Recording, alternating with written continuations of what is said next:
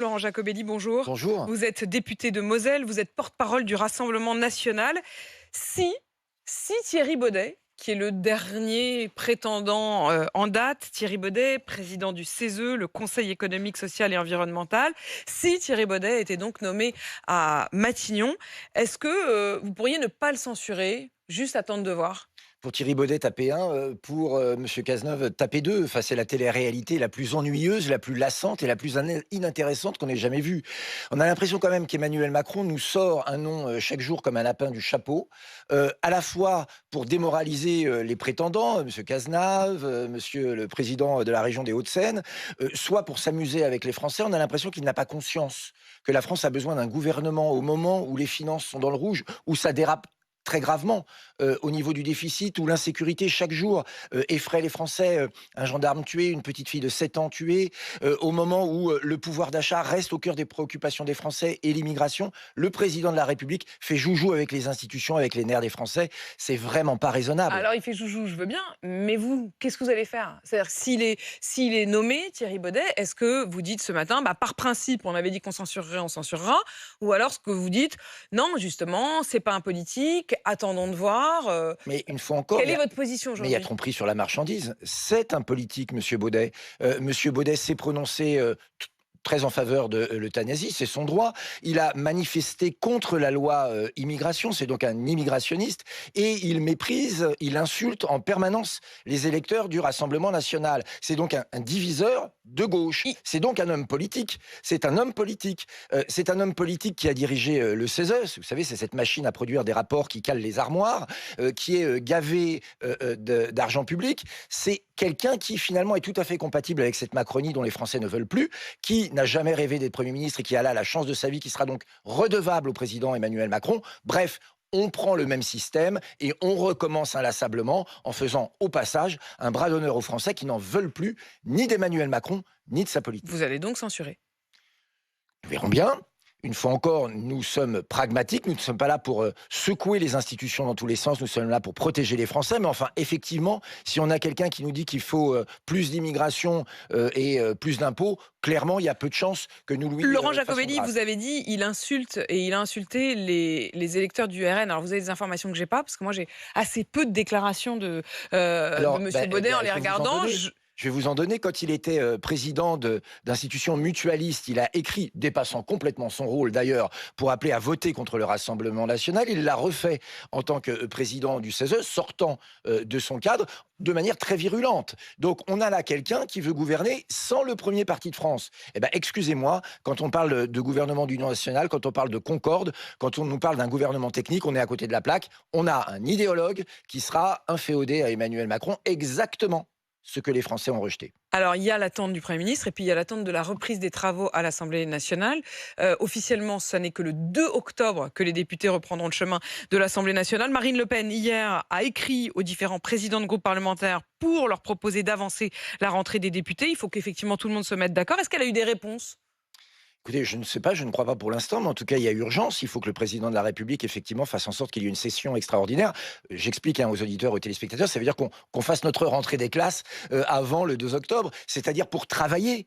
Travailler sur des propositions de loi, travailler pour contrôler l'action du gouvernement. Et croyez-moi, il y a besoin, parce que les Français n'en peuvent plus d'attendre. Je le répète, les problèmes sont dans leur quotidien. Tous les feux sont au rouge. Les finances publiques, la sécurité, l'immigration, le pouvoir d'achat, la santé, avec la situation terrible des urgences. Les Français ont besoin de solutions concrètes et donc il faut un gouvernement, ça c'est l'affaire d'Emmanuel Macron, et il faut un Parlement qui travaille. Et nous on veut se mettre au travail, on a été élus pour bosser, pour aider les Français, pour les protéger. On n'est pas là pour regarder les échanges de balles entre les vieux caciques de la droite, les désespérés de la gauche et les ambitieux de nulle part. Vous seriez prêt en tout cas à écourter la vacance parlementaire et à y retourner. Je voudrais qu'on fasse un petit tour par le 32-16, Laurent Jacobelli, parce qu'il y a Radou qui nous appelle d'Allemagne. C'est les auditeurs sans frontières d'RMC. Bonjour Radou. Oui, bonjour. Comment Bonjour ça va Radou? Apolline. Vous êtes enseignant à l'université en Allemagne et vous écoutez RMC. Vous avez poussé la porte du 32-16 précisément pour, avec le recul que vous avez en vivant en Allemagne, nous dire combien vous trouvez étrange qu'ici, ils ne se parlent pas. Il y a pas. On avait dit grande coalition, grande discussion, rien de tout ça. Oui, c'est exactement ça ce que je disais aussi au 32-16. Je trouve que enfin, on a les partis qui sont restés dans leur idéologie, mais on voit très bien que le résultat des votes, ce n'est plus comme c'était avant, la droite ou la gauche. Et il faut qu'à un moment donné, les partis, ce qu'ils n'arrivent pas, c'est chacun va dire, moi j'ai été élu, voté, donc c'est mon programme, c'est mon programme et c'est mon programme. Mais à la fin, ils n'arrivent pas tous à se mettre d'accord. Oui, tout le programme, rien que le programme, ça peut pas marcher. Ça marche comment en Allemagne? Depuis que vous vivez en Allemagne, vous observez quoi? Bah, on voit très bien qu'en Allemagne aussi, ça a un peu changé depuis que, bon, il y avait Angela Merkel qui a été là. Et maintenant, aujourd'hui aussi, on a les socialistes qui sont au pouvoir. Mais c'est aussi un gouvernement de coalition à la fin. Et ils arrivent, ça dure, ça négocie, ça dure des mois. Mais on voit très bien qu'on a 3 grands partis qui arrivent quand même à s'en sortir. Il y a un programme où chacun devra un tout petit peu laisser, donner et puis se mettre d'accord sur un programme commun, au moins jusqu'aux prochaines élections. Lâcher du lest, se mettre d'accord sur une sorte de liste de mesures. En fait, ils se mettent d'accord avant, ils signent en quelque sorte, plutôt que de débattre infiniment après. Exactement ça, exactement ça. Et vous trouvez ça C'est un mieux? accord de Vous trouvez ça gouvernement. mieux? Maintenant que vous êtes là-bas, vous trouvez ça mieux? Bah, après, si on trouve ça mieux ou pas, mais c'est un peu le résultat des votes. Aujourd'hui, quand vous regardez, on n'a plus du tout où on va voter que pour un programme de gauche ou de droite, mais il faut aussi répondre à ce que les Français ils ont besoin à la fin. Ouais, c'est ça. Plutôt, il vaut mieux au moins ça pour pouvoir avancer plutôt que de faire du surplace et de ne rien faire. Merci Radou de nous avoir appelé d'Allemagne. Juste un mot parce que c'est quand même c'est très sympa. Ça veut dire que RMC, les ondes d'RMC résonnent en Allemagne, Radou, le matin. Je vous écoute tous les matins, oui. Et aussi le soir pour le sport. C'est sympa. Vous vivez où, Radou? À Saarbrück, c'est vraiment à la frontière. À la frontière. Merci en tout cas d'être passé par le 32-16, nous faire part de votre regard recours dans ce studio. Laurent Jacobelli, quand vous entendez effectivement Radou, alors honnêtement, même si vous vouliez, je suis pas sûr qu'il y ait beaucoup de partis qui accepteraient de gouverner avec vous. Non, mais j'ai écouté Radou que je salue. En fait, ça correspond aussi au système électoral allemand. Hein. Nous, notre système électoral, il est fait pour que un parti gagne, en fait. Et c'est ça l'esprit de la Ve République. Mais surtout, comment voulez-vous faire l'union nationale avec un président de la République qui déclare ne pas vouloir travailler avec le premier parti de France, avec une Assemblée nationale qui refuse les postes au bureau de l'Assemblée nationale, au premier groupe de l'Assemblée nationale, qui est le Rassemblement national. Quand on a des gens aussi sectaires qui ostracisent le parti préféré des Français, évidemment, comment voulez-vous travailler ensemble? Ce qui est ensemble? étonnant, c'est qu'on a l'impression quand même que vous avez progressé, à la fois en nombre de voix et en nombre de députés.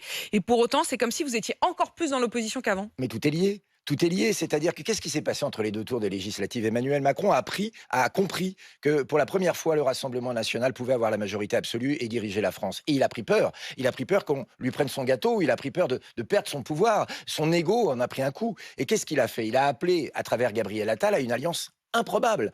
Des candidats macronistes se sont désistés pour que des LFistes, des gens proches du Hamas, des gens qui flirtent avec l'antisémitisme, puissent gagner contre nous. Eh bien, c'est cette alliance contre nature qui va du centre droit à l'extrême gauche qui a pollué la Ve République, qui a désespéré les Français, mais qui a conforté Emmanuel Macron, qui ne veut pas lâcher les rênes du pouvoir. Il s'y accroche comme une moule à son rocher. On le voit bien, il ne veut pas lâcher les rênes. C'est pour ça d'ailleurs qu'il cherche en ce moment un Premier ministre soumis à sa volonté et non pas responsable devant les Français. Soumis à sa volonté, mais on l'a bien compris, Laurent Jacobelli, opposant donc au Rassemblement national. Merci d'être venu dans ce studio ce matin. Vous êtes député de Moselle et porte-parole du Rassemblement national.